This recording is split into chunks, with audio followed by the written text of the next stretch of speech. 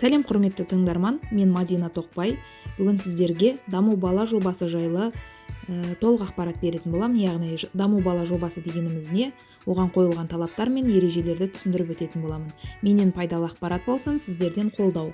Яғни каналыма тіркеліп, лайк қосуды ұмытпаңыздар. Даму бала арт, спорт, дара бала деген бұл осы бағдарламаны жүзеге асыратын операторлар, яғни платформа атауы. Ал негізі бұл жобаның нағыз атауы мемлекеттік спорт және шығармашылық тапсырмаларды жан басына шаққанда нормативтік қаржыландыру жобасы деп аталады.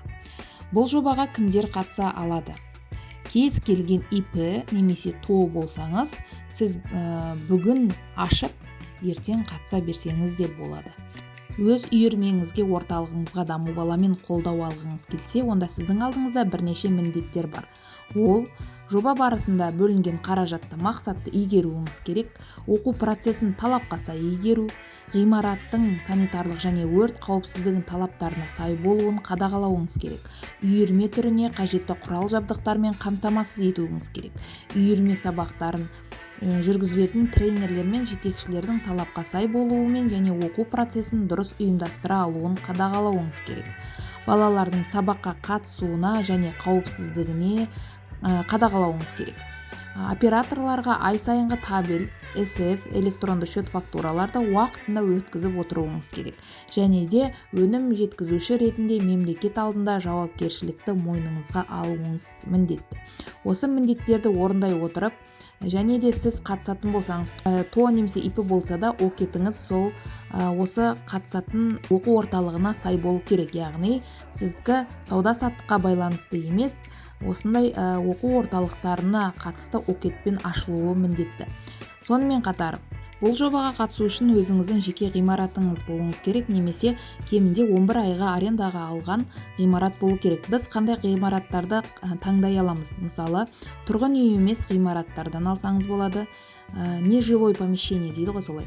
Сосын бизнес-центрлардан, жекеменшік мектеп, балабақша ішінен, немесе мәдениет үйі ішінен, және көп қабатты үйлердің 0-ші немесе 1-ші этаждарынан осындай жерлерден ғимараттарды қарасаңыз болады.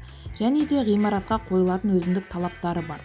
Олар санитарлық талаптарға сай болу керек, өрт қауіпсіздік талаптарына сай болу керек, үйірме түріне қажетті барлық жиһаз құрал жабдықтармен жабдықталған болу керек, әжетхананың болуы, ауылды жерлерде сыртта болуына рұқсат етіледі.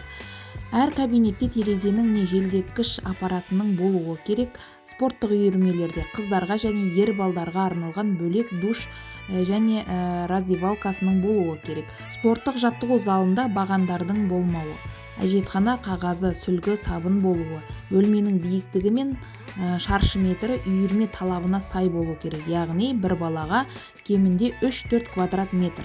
10 балаға болса 30-40 квадрат метр де кабинет бөліну керек. 20 бала қатысатын спорттық би үйірмелеріне кемінде 80 квадрат метрі болуы керек. Би курсын ашатын болсаңыз, өзінің жеке раздевалкасымен және айнасы болуы шарт. Кемі 30 күндік жазбаны сақтайтын камераның орнатылуы міндеттеледі. ЧС уведомление, пожарная сигнализация орнату міндеттеледі. Одобрение ала сала пожарная сигнализацияны орнатып, договор заключить етіп платформаға тіркеу керек.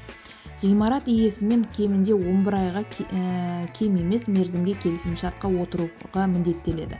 Конкурс уақыты басталғаннан сәттен договор уақыты 11 айдан кем уақытты құрамауы керек. Яғни кемінде 1 жылға договор жасайсыз. Договорды сон арқылы немесе нотариус арқылы жасайсыз. Есіңізде болсын, бір ғимаратпен бір адам ғана қатыса алады, яғни бір поставщик. Яғни бір ғимаратпен екі поставщик заявка жібере алмайды. Екінші тапсырған адамға отказ келеді. Өткізетін қажетті құжаттар тізімі, тренерлерге қойылатын талаптар, өзге де осындай екінші бөлімді қаласаңыз, онда комментарий бөліміне екінші бөлім деп жаза кетіңіз. Тағы да сіздерден қолдау болса, мен шабыттанып екінші бөлімді түсіретін боламын. Маған тіркеліп, лайк басып, комментарий жазуды ұмытпаңыздар. Сау саламатта болыңыз.